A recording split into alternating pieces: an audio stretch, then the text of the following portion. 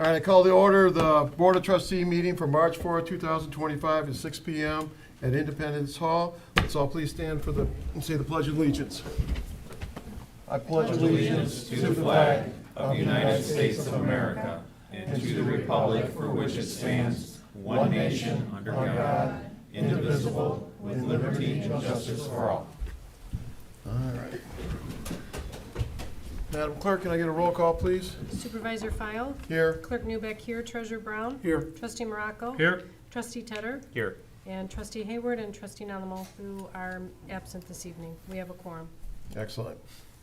All right, I need to go through approval of the agenda. I'll make a motion to amend the agenda by removing item H2, presentation of Planning Commission annual report, and add regular business item L1, set a special meeting with the Board of Trustees and the Planning Commission to discuss PRDs and PUDs. Support. All those in favor? Aye. Opposed? Motion carried. I'll make a motion to approve the agenda as amended. Support. All those in favor? Aye. Motion carried. All right, board and public announcements. Board, do we have anything? No? All right. Anybody in the audience? Again, let's remember that it is constrained to 5 minutes. Give your name, your address, and the board will not respond, so it's just your time to come up and say something. Yes, please.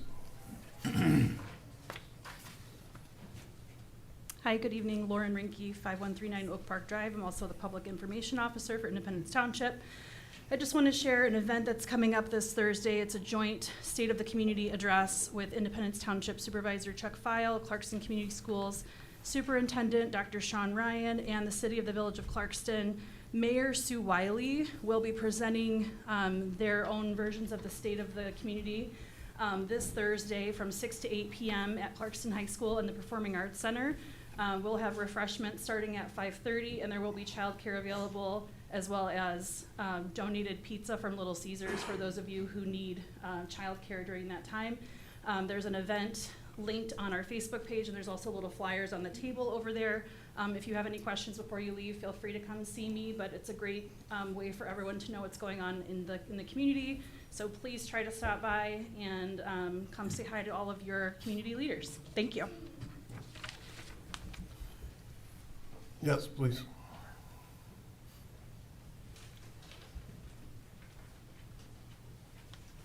Good evening. My name is Jessa O'Donnell. I'm at 6969 Oakhurst Ridge Road.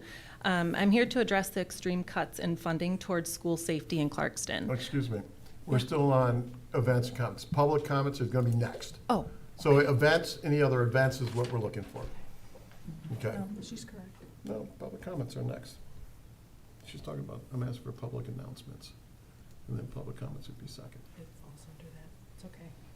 I look at this. All right. good. You might be good.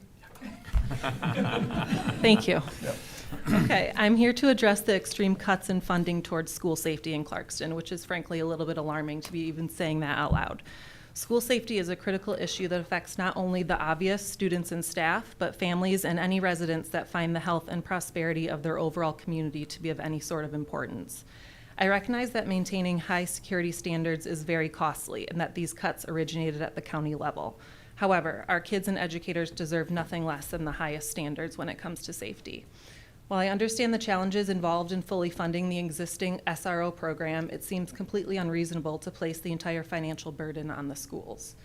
By pulling funding for these SROs, the township is asking the schools to choose between the safety of our children and teachers and excellence in education, and that should not sit well with anyone.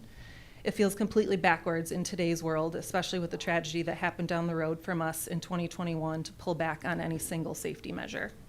School safety is a fundamental concern that cannot be overlooked, and it's the expectation of the public that the members of this board work collaboratively with the Clarkston Community Schools with transparency and genuine intent to establish or to ensure that the established safety standards are not compromised. Thank you. Anyone else in the audience, please?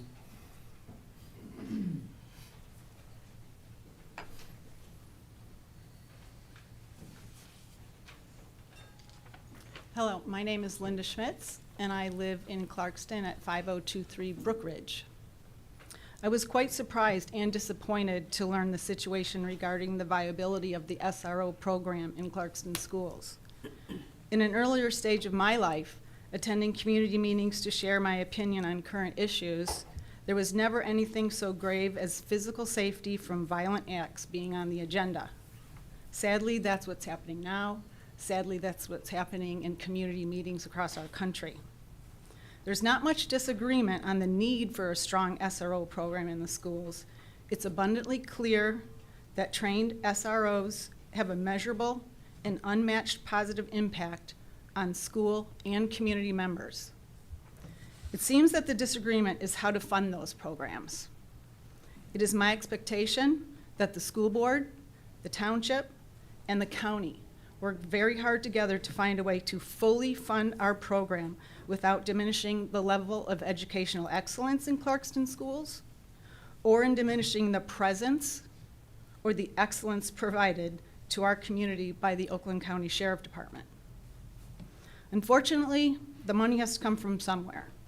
Long ago, we did not need SRO programs in our schools, and we didn't have to pay for them. Now we need them, and now we have to pay for them.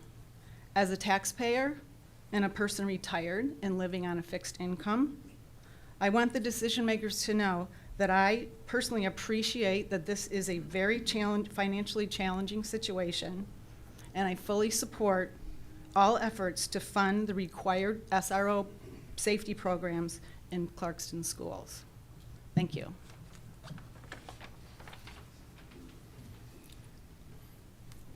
Please.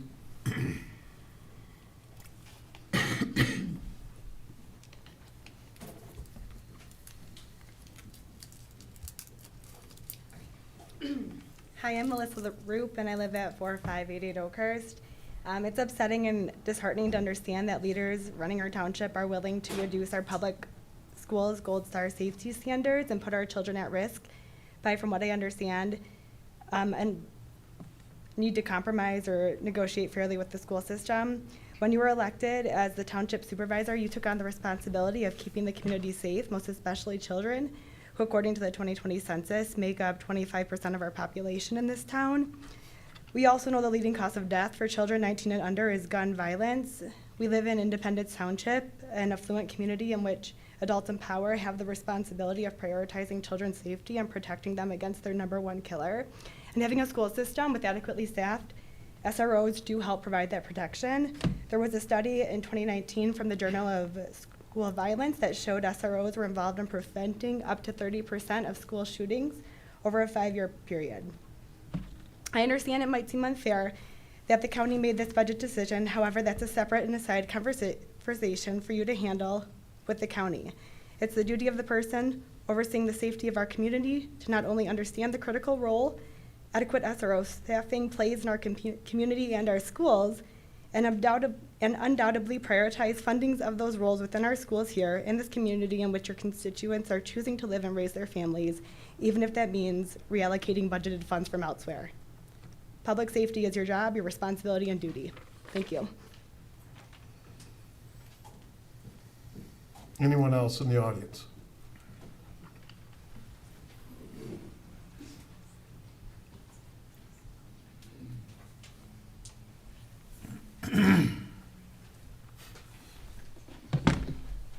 Good evening. My name is Mark Newsom. I live at 9410 Ortonville Road. Couple items, just bear with me a little bit here. I know that there's a bank account out there that has leftover funds from the road resurfacing. Not sure. I know it's got to be at least $2.5 million now, if not more. I know this money can only be used for certain things. I'm not sure how it was written, how you can bend the law, how you could bend the words of the ballot itself. But there's a couple things I'd like to see done with this money, because the roads are done. I mean, it was a mistake, this money's left over, and now we're kind of like a rock and a hard place on how to spend it. One thing I can see possibly would be a backup system for our lights, our traffic lights, for when the power goes out. Be it solar, it depends on the location, I guess, and I'm talking the major intersections, M15 and I-75. You could probably put a generator there. I'm sure the county would work with us, and it would do at least the 2 lights for the for the on-ramps, and you could possibly even stretch it farther, depending if it's solar or a generator. I'm sure there's at least 20 intersections this would really work good for. White Lake and Dixie and 15 in Dixie. I mean, you never know when it's gonna go out, and it's not gonna all go out together. I hope not. But at least we could have some kind of backup, and the money's already there. Second thing would be to put it on the ballot and reallot it. Use it for something else. Everybody paid into it, all taxpayers. If you put it on the ballot, maybe we can use this money for the sheriff's department overbilling type deal. And there's enough money in this bank account, I'm sure, to make up for the police department and this generator backup system.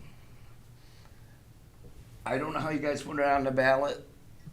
That's something you guys could do, but I just don't want to see that money sit and get wasted, you know? I mean, we don't need quick parking on Sashball exit to go into Myers.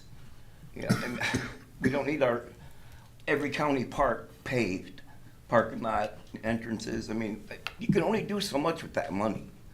But put it back on the ballot. Let all taxpayers vote. Nobody wants to see their tax go up. It gives you a couple, 3 years or something to get all the affairs in order so you can raise it to maintain it after the fact. But at least we don't have to cut a bunch of services. You guys got about a year to do it, I would think. I'm not sure if you put it on the August ballot, whatever. But look into it if you would. Thank you.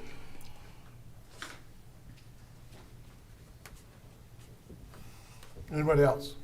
Yep.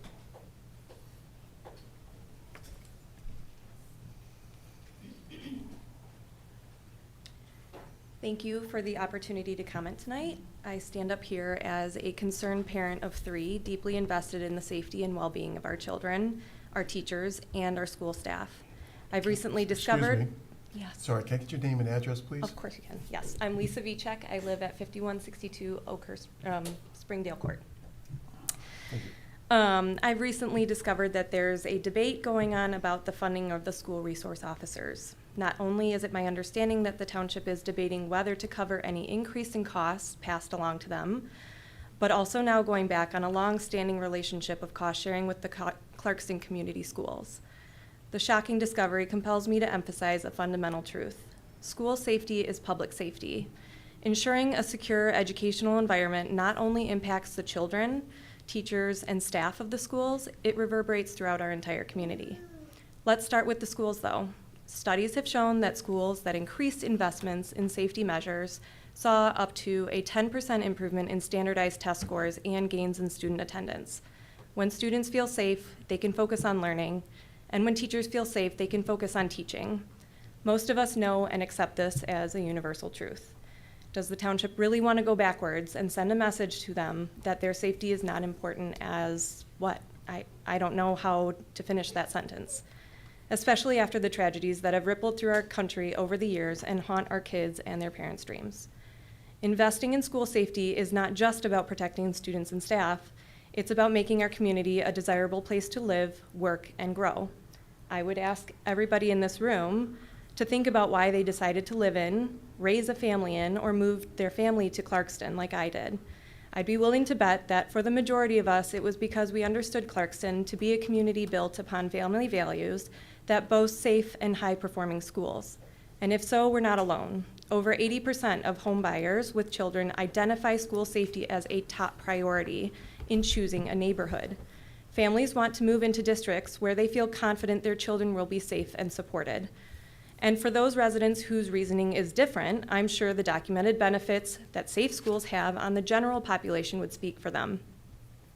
It's fact that communities with well-resourced, secure schools experience higher property values, lower crime rates, and stronger civic engagement. Simply put, safe schools contribute to a thriving community, and if we decide not to prioritize safety, we risk not only the well-being of our children, but also the stability of our district and the community's future. Schools are a microcosm of the larger community and our future generations' first understanding of what it means to grow up in a civilized community. Sadly, we're fighting an uphill battle and working to play catch-up against bullying, mental health issues, and violence. The number of violent threats experienced within schools doubles every 5 years. If we start stripping away the emphasis we place on safety, civility, and the respect for each other and authority by removing their first exposure to law enforcement, how can we expect the trend of increased threats to not follow students outside of schools? How would we handle a decline in enrollment or funding? How do we expect our community to feel safe and supported as a whole if we send a clear message that it is being deprioritized among our township's most vulnerable population? And worst of all, how could we sleep at night if, God forbid, a preventable tragedy strikes our community after we decide to cut funding? While discussions about budget allocations are definitely necessary, we must recognize that cutting funding for school safety is not merely a financial decision. It's a decision that affects the security of our children, the stability of our community, and the future of our district. School safety is public safety, and I challenge anyone to find any investment more critical than protecting those who represent our community's future. Thank you very much.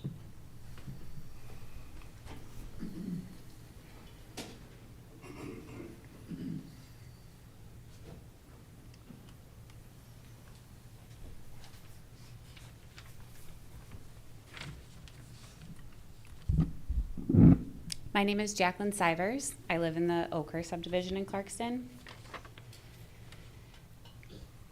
Trustees and supervisors, I sympathize with you that the county made an unfair budget decision with a short timeline. I understand that the sheriff passed that cost to the municipalities. But now you are doing the same thing to the schools. The buck stops with you, Mr. Supervisor. School safety is public safety, and public safety is your #1 responsibility. I listened and took notes at the Board of Education meeting on February 10th. What it sounds like is that after you were shocked, your knee-jerk reaction was to pass the buck to your school district. Instead of, and I quote, dragging and dragging and dragging your feet, why didn't you call an emergency meeting with your budget committee to brainstorm creative solutions based on your own budget? You said, since you came from the private sector, that you were smarter than the government. Rather, it seems like the township did not come to the negotiating table with the school in good faith. Instead, you cut funding to all SROs and then started negotiations at 0, where there is a long history in this district of a strong partnership with the township covering their prorated cost. Let's not forget, school resource officers are township deputies with a specific assignment to the schools. But they are, in fact, township deputies. What happened to Republicans being pro-law enforcement? You also said at the February 10th meeting that you can't go back and increase the police millage. Obviously, you cannot go back and retroactively increase a millage. Obviously. However, what you can do is hold a special election to increase the 2023 millage prior to its expiration. The township and the schools are pulling from the same resources here. Public tax dollars, our money. The difference is that only one party at the negotiating table has the ability to raise issue-specific funds. That is you, not the schools. You haven't even tried that before going to the schools with your hands up and cutting funding to school safety. That means to me that you haven't tried to save the schools from having to make budgeting cuts to keep our gold standard of school security. 0 effort. Ask your constituents if they want to pay more in taxes to provide school security or if they want to see school programs cut or larger class sizes. I know how I would vote. I know how my friends would vote. I know how my thousands of supporters would vote. You said that at the next 12 months are going to be painful, Mr. Supervisor. Our township elected leaders should be doing everything in their power to insulate our schools, our children, from that pain. From my point of view, you are not doing that. In fact, you are making it the school's problem instead. Let me make this clear. If the township does not negotiate in good faith and continue the prorated cost share, including that 17% increase, and the schools are forced to cut programming or increase class size, the public will blame you for that. And in reality, it will be your fault. And if you do not carry your burden or more, and the school is forced to cut safety measures in any way, now or in the future, and God forbid a tragedy occurs in our schools, that will also be on your shoulders.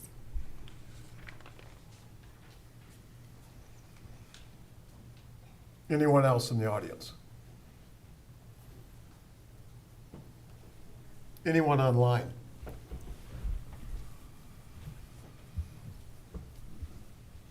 Nope. Okay. I close the public comments. Presentation reports. So we're now getting a presentation from the fire department's promotion of firefighter Bonner, Shift Lieutenant Fitzpatrick, and Shift Captain Stamper. Chief. Good evening, everybody. Once again, thank you to the Township Board for allowing these type of evenings to happen to honor our firefighters, especially those that are being promoted. Thank you to all the firefighters that showed up tonight. I know we got a retired firefighter in the room. Thank you for showing up, and all the family and friends to support the gentlemen that are getting promoted tonight. I would like to start off, we're going to kind of go in order. We're going to start with firefighter Bonner, then Captain Fitzpatrick, and then Captain Stamper. Thank you. Again, the promotions is a moment of great honor and pride, not only for these gentlemen, but for their families and for Independence Township Fire Department as a whole. The path to becoming an IFD officer. Achieving the rank of officer at Independence Fire Department is no simple task.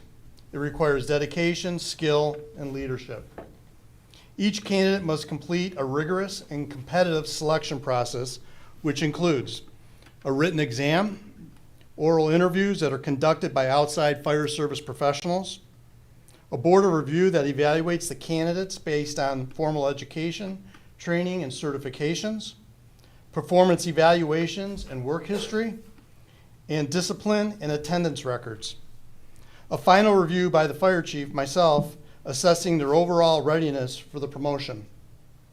Once evaluated, candidates are placed on a promotional eligibility list in descending order based on their scores. The probationary period. Once selected and promoted, the new officer enters a 6-month probationary period where their leadership, decision-making, and their ability to meet the demands of their new role are evaluated. During this time, they receive coaching and development to ensure they meet the high standards of an Independence Township Fire Department officer. Each probationary officer must demonstrate core competencies, including the ability to lead, supervise, and command a unit of firefighter paramedics, a commitment to ensuring safety in all fire and EMS runs, the ability to inspire and teach advanced fire EMS training to all our personnel, a dedication to providing excellent customer service to our community, strong decision-making skills in both emergency and non-emergency situations, and the ability to promote teamwork and uphold the vision and goals of an Independence Fire Department. The importance of promoting the right people. When we promote the right people, we are investing in the future of our department and our community. We are placing our trust in these individuals who will uphold the values, mission, and standards that define us. In a profession where every decision matters, where the right call can mean the difference between life and death, we must ensure that those stepping into leadership roles embody integrity, to always do what is right, skill, to lead with confidence and competence, and the ability to inspire, ensuring that those they lead are motivated to be their best. Tonight, as we recognize these promotions, we celebrate not just individual achievements, but the collective strength of our fire department. Because great leadership ensures we remain strong, prepared, and always ready to serve. And with that, I'd like to start with Firefighter Bonner, who's being promoted to shift lieutenant. Come a little closer. You all right? Ready? All right. It's my great privilege to recognize Firefighter Brandon Bonner, who will be stepping into the role of shift lieutenant. Brandon has dedicated 7 years of service as a firefighter paramedic with Independence Fire Department, consistently demonstrating his commitment and excellence to professional growth. He's state certified in Fire Officer 1. He's state certified in the Incident Command System. He has active involvement in numerous Independence Fire Department committees. He's been anointed, I think pushed, to be the department photographer, capturing the spirit and the dedication of our whole group. He's highly skilled and creative in developing graphics for our department publications and projects and many other things that he's been involved with.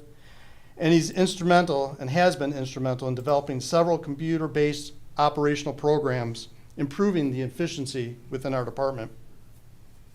Brandon's promotion to shift lieutenant reflects his hard work, dedication, and natural leadership, qualities he consistently exhibited throughout his career. While still early in his leadership journey, he has already made a lasting impact on his colleagues through his approachability, willingness to help others, and calm, steady presence on the scene. One of the qualities that sets Brandon apart is his ability to mentor and support newer firefighters. Whether sharing technical knowledge, offering practical advice, or simply being a dependable and encouraging presence, he has helped build a team environment where firefighters feel supported, confident, and capable. His patient and positive approach has earned him the trust and respect of his peers, reinforcing the strong culture of teamwork in the Independence Fire Department. This promotion is a reflection of the trust and confidence the department has in Brandon's leadership. As a shift lieutenant, he will continue to mentor, guide, and develop his team, ensuring that every firefighter he leads will feel empowered, prepared, and supported. His advancement is not just a milestone in his career, but is a testament of his character, integrity, and unwavering dedication to the fire service. There is no doubt that he will continue to be a strong and positive influence within our organization for years to come. In closing, Lieutenant Bonner, congratulations on your well-earned promotion. We look forward to seeing your leadership and improving our department moving ahead. I'm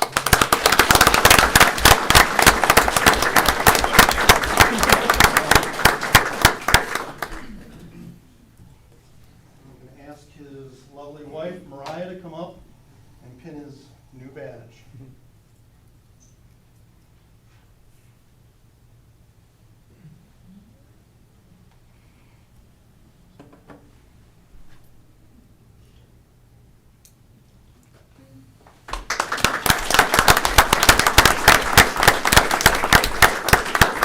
The next part of the promotion is our officers all received new fire helmets. Fire Marshal Greg Brandt is going to do the presentation of Lieutenant Bonner's new helmet. Okay, so the fire helmet is not just used for protection. It helps us to quickly identify who's in charge during a call. But what makes the helmet unique is that it's the only piece of gear that changes by color as we move up in rank. When we start our career out as firefighters, we wear black helmets. As we move up to lieutenant, we wear red. As we move up to captain or fire chief, we wear white. It symbolizes growth, responsibility, and leadership. It's a mark of the firefighter's hard-earned progress and commitment to the Independence Fire Department and their community. There you go. Congratulations.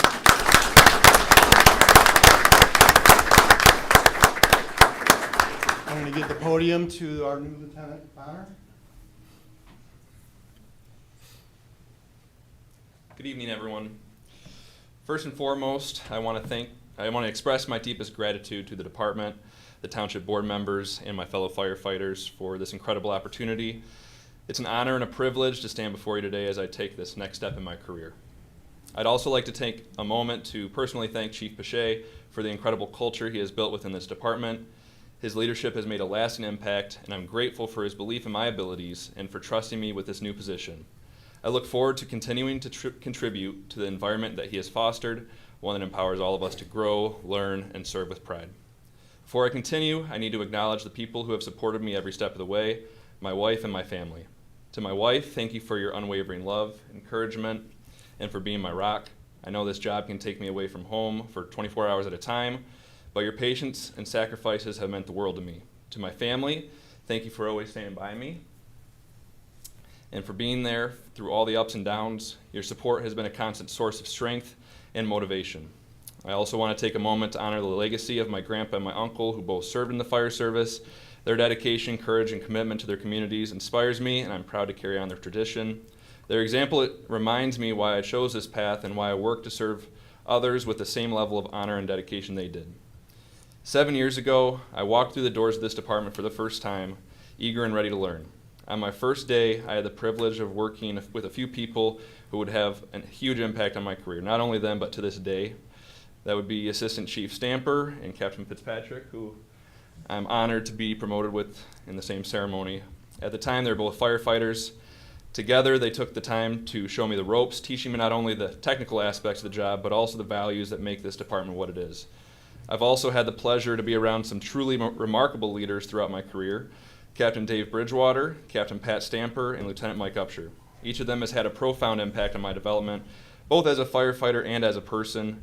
Their leadership has shaped who I am today, and I'm honored to have had the privilege to work alongside them.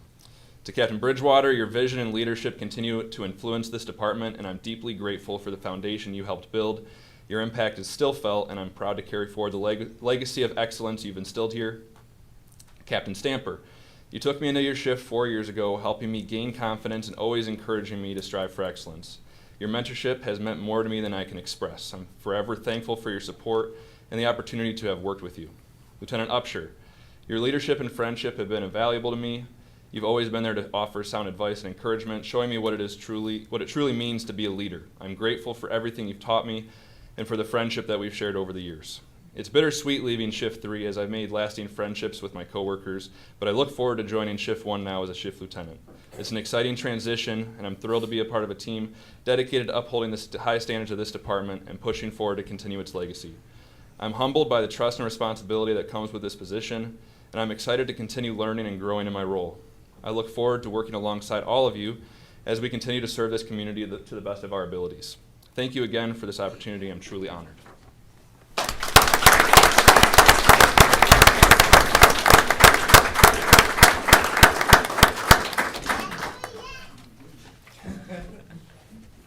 I'm ready. All right.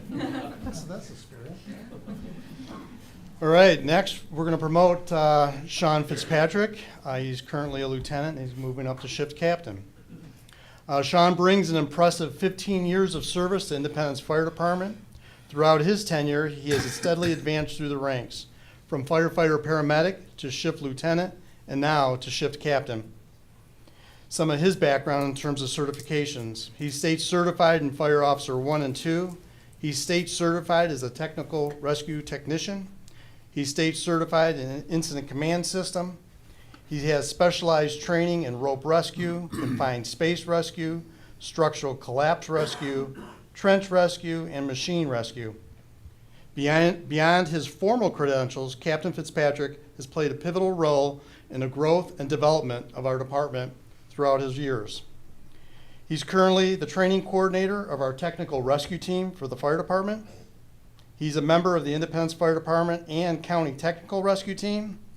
He's a leader and active participant in numerous department committees. He's the overseer of emergency vehicle maintenance, ensuring our fleet is always ready to respond, which is no easy task, as we know. He's a key leader in the development of our emergency vehicle specifications, overseeing the entire process from the initial design to the final build of all our emergency vehicles. Throughout his time as shift lieutenant, he has proven to be a leader who leads by example, creating an environment where his colleagues feel supported, respected, and motivated to perform at their best. His unwavering commitment to service, safety, and community has had a profound impact on our fire department, setting a high standard of excellence that inspires everyone around him. One of Sean's greatest strengths is his ability to mentor and develop other firefighters. He has fostered a culture of learning and growth, providing patience, clear communication, and a genuine desire to see others succeed. In his new role as shift captain, Sean will continue to serve as a guiding force for Independence Fire Department.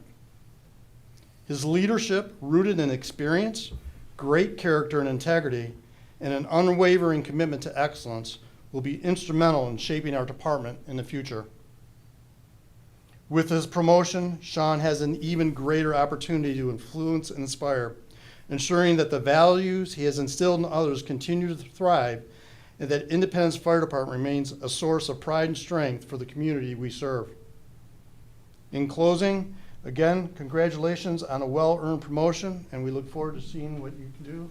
Thank you, Chief. Captain. Appreciate it. Congratulations.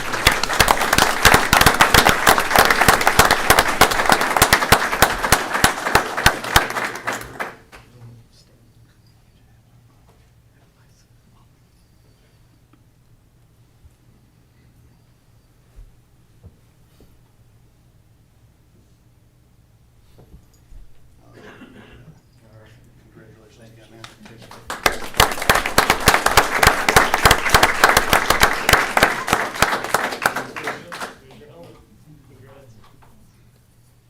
So we'll let new captain have the podium.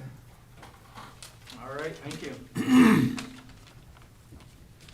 All right, I'm not much of a talker like Bonner and AC Stamper is going to be, so I'm going to keep this nice, short, and sweet.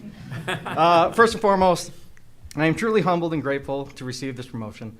It's an honor to be entrusted with the responsibility of captain, and I don't take this role lightly. This department is built on trust, dedication, and teamwork, and I am committed to ensuring we continue to build upon that. To my fellow firefighters, thank you for your support and camaraderie. Throughout the years, we have faced countless challenges together, and I am thankful for the strength and teamwork each of you bring. Our collective efforts have made us who we are, and the trust and respect we share are invaluable. I look forward to continuing our work together, supporting one another, and striving for excellence as a team. To my mentor, I know he's been mentioned already, but if you guys don't remember, Captain Dave Bridgewater, probably don't recognize him, looking like Grizzly Adams back there now. But thank you for your constant encouragement and for teaching me that a true leader leads not just by instruction, but by example. The lessons you imparted have shaped who I am today, and I promise to uphold the values and standards you've set for me as I take on this new responsibility. And of course, I couldn't be standing up here today without the unwavering support of my family. To my parents, Jim and Sue, your love, guidance, and the values you've instilled in me have been with me every step of the way.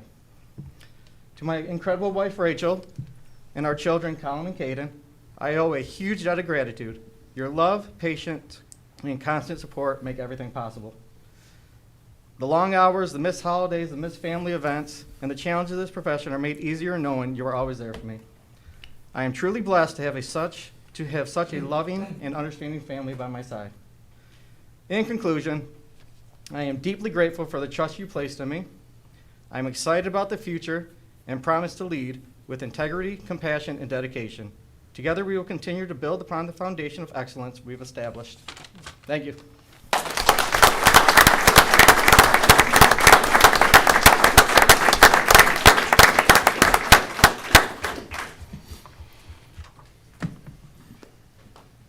Last but not least. Ready? All right. It's my honor to recognize Shift Captain Derek Stamper, who will be stepping into the role of Assistant Chief. A look into Captain Stamper's career and achievements. Derek brings an impressive 23 years of experience in the fire service, with the last 13 years proudly serving Independence Fire Department. Throughout his time here, he has risen through the ranks from firefighter paramedic to shift lieutenant, then shift captain, and now tonight, he takes the next step as assistant chief.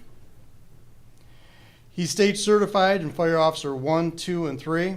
He holds a bachelor's degree and an associate's degree. He's certified in the Incident Command System. He's state certified as a fire instructor and state certified as an EMS instructor. He's state certified as a technical rescue specialist. Specialized training that he has is rope rescue, confined space rescue, structural collapse rescue, trench rescue, and machine rescue. Beyond his formal credentials, Captain Stamper has played a pivotal role in the growth and development of our department as he contributes in serving us as the training coordinator with the Oakway Mutual Aid Group. He's a member of IFD and the County Technical Rescue Team. He's a representative to the County Training Committee. He's a leader and active participant in numerous committees within our fire department. Derek has always been dedicated to continuous learning and professional development. He not only holds himself to a high standards, but also inspires those around him to push themselves, refine their skills, and work together as a team to achieve success in emergency situations. I can say over my past 3.5 years as fire chief, I've had the opportunity to witness Derek in a variety of situations, and the one thing that has remained constant is his vision for the future of our fire department. His motivation and drive to improve emergency operations and elevate our team are always at the forefront of his focus. His energy, leadership, and commitment will serve him and our department well as he moves into this next role. Another key indicator of Derek's readiness for this position has been the resounding feedback I have received from trusted colleagues outside our department. Fire service professionals who have interacted with Derek on projects, training, and complex challenges. The message has been unanimous. He is professional, polished, educated, and a problem solver.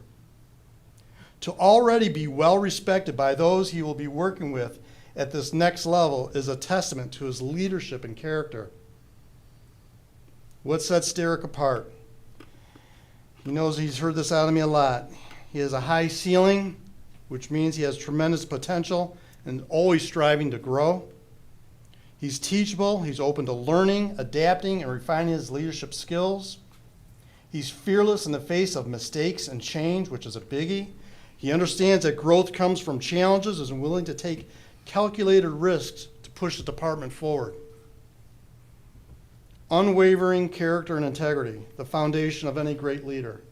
Derek has all these components, none of which I can teach, any of us can teach. He's wired that way, he has that, he brings that to the position, and it's going to serve him well in the future. These qualities, combined with his extensive experience, knowledge, and passion for the fire service, make him the ideal choice for Assistant Chief. One thing you should all know, Derek will always put Independence Township and the Independence Township Fire Department first in every decision he makes. With that, Captain Stamper, congratulations on your well-earned promotion to Assistant Chief. Look forward to seeing your impact and your leadership as we continue to move forward.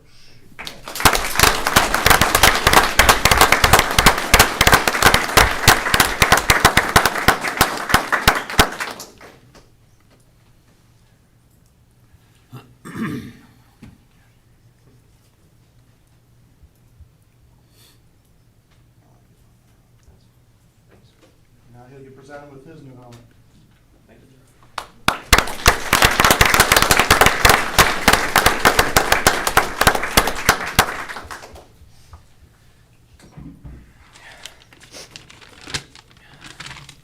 Good evening, everyone. I'd like to start by thanking Chief Pache and the board for allowing us to share this moment with our family and our friends. It is always greatly appreciated, and we're extremely thankful. Secondly, I'm grateful for your trust in me as the Assistant Chief of this great organization. It is an incredible honor to serve this department and our community in such a meaningful way. To my beautiful wife, Jessica, and my incredible sons, Grayson and crew, I thank you for your unwavering support. Being part of this fire service is a family commitment, and I couldn't do it without you guys by my side. I love you. To the men and women I work alongside every day, I thank you guys. You inspire me with your dedication, your professionalism, and your courage. Excuse me. It's a privilege to be part of such a committed team, and as I step into this role, it directly reflects our collective efforts, shared commitment together. and shared commitment together. Independence Fire is defined by the work that we do, the sacrifices that we make, and the camaraderie that we share together. As Assistant Chief, I commit to continuing this organization's legacy of excellence. We will strive for progress, continue to improve, and ensure that safety remains our top priority. Finally, leadership goes beyond simply just giving direction. To me, it means inspiring and empowering those around us. Together, we will continue to represent the values of integrity, accountability, and excellent service to our community. I thank you all again for your trust and support, and as I step into this role, I'm excited and both optimistic about what the future holds for all of us. Thank you.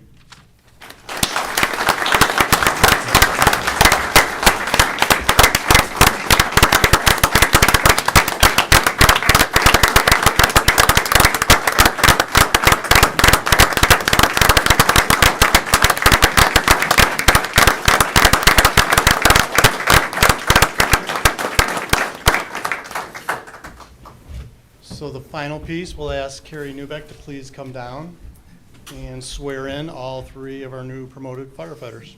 Gentlemen, you can go up there. Okay, raise your right hand and repeat after me. I do solemnly swear or affirm I do solemnly swear or affirm that I'll support the Constitution of the United States that I'll support the Constitution of the United States and the Constitution of this state, and the Constitution of this state, and I will faithfully discharge the duties and I will faithfully discharge the duties of the office of of the office of Assistant Chief Captain. Chief Lieutenant. in and for the County of Oakland, In and for the County of Oakland, Township of Independence, Township of Independence, and State of Michigan, and the State of Michigan, according to the best of my ability. according to the best of my ability. So help me God. So help me God. Congratulations.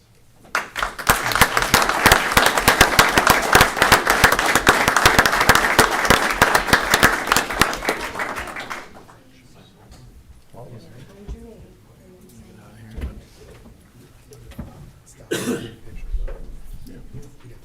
Yeah. Okay, let's write that. Yeah.